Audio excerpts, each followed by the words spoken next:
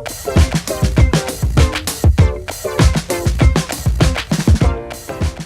everyone, this is Carmen from CarmenMasterPR.com, and today I'm going to quickly teach you how to drive blog traffic with Pinterest. So in case you don't know, Pinterest essentially is a visual-based social media platform. Right now it's used by mostly, or roughly, a quarter of the US population, so it's really big.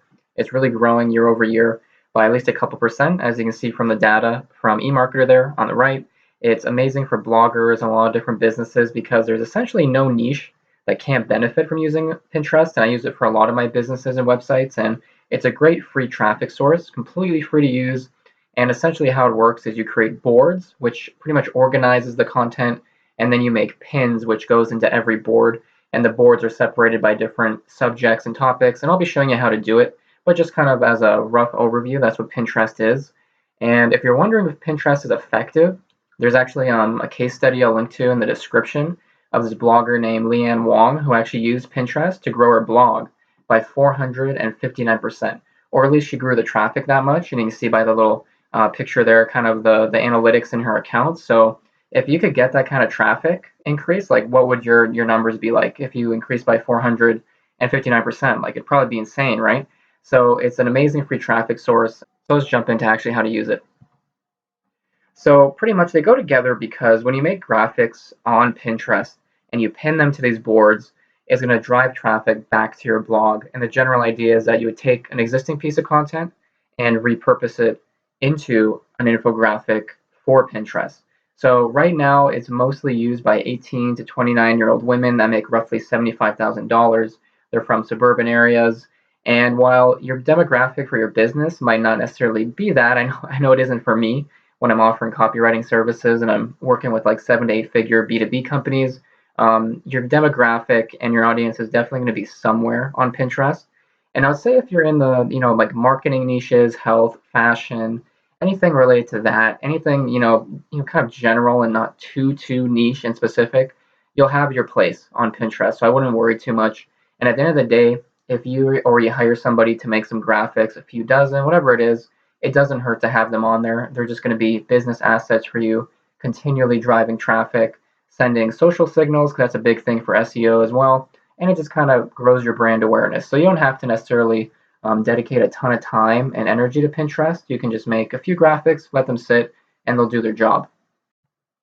So the first thing you want to do is go create an account. So you've got to head over to Pinterest.com. You can usually sign up via email, Facebook, or Google. I'm sure over time they'll add some different methods, but you have to remember that your profile is essentially a first impression. So you want it to look really good. That means a good profile picture, good description.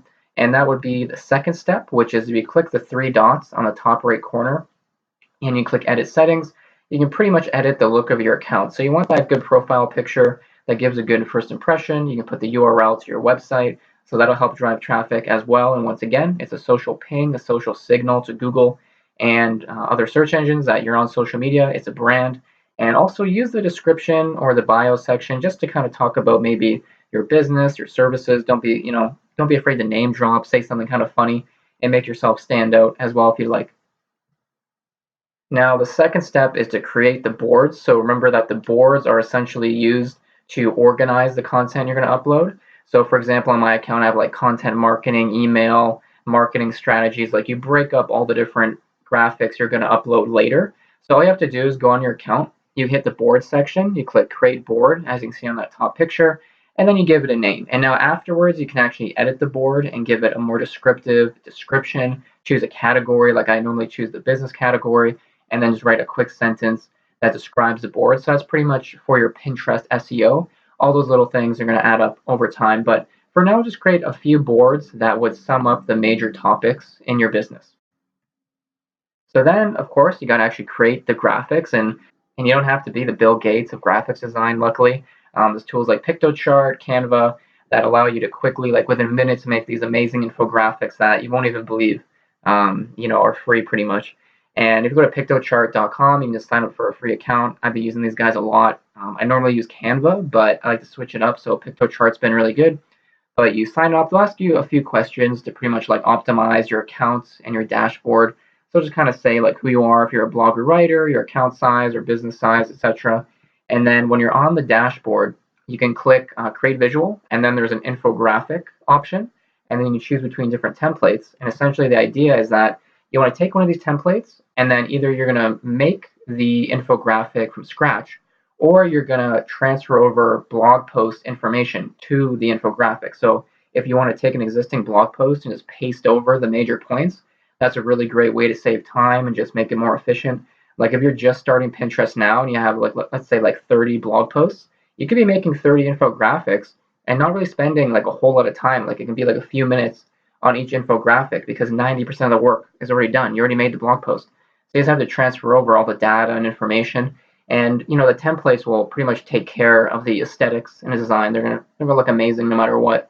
And once you've done that though, you can just hit the download button for the top navigation, and then you pretty much have to head over to Pinterest to actually upload it. And if you click the create pin button on your dashboard, you can upload the infographic there on the left. You can give it a title, give it a description, and then very importantly, you want to make sure you throw in the blog post in the URL section. And once again, think about like keywords and SEO. You want to rank and you want to find as much exposure with your graphic. So try to add a keyword, something a user would be typing in to find that in the title and in the description. And it's also very important just for search engines in general, whether it's Google, Pinterest, that you optimize the file name. So when you download an infographic from Piktochart, wherever it is, right click, rename, and then name it something that's relevant to the actual infographic, like content marketing, how to grow a blog, etc. Because search engine crawlers are going to look at all that data to figure out what the content's about. So it's all these little details with SEO, whether you're on social media or a search engine, that's going to add up to helping your rankings. But that's kind of the gist of it. So once you upload it, you pretty much just have to repeat the process for all of your other blog posts and graphics you want to make.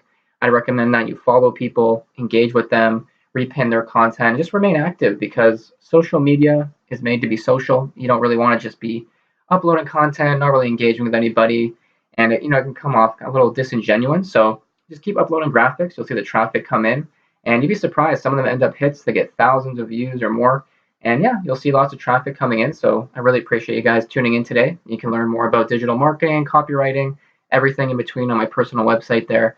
I'll throw a link in the description for you guys, and I'll catch you in the next video. Bye-bye.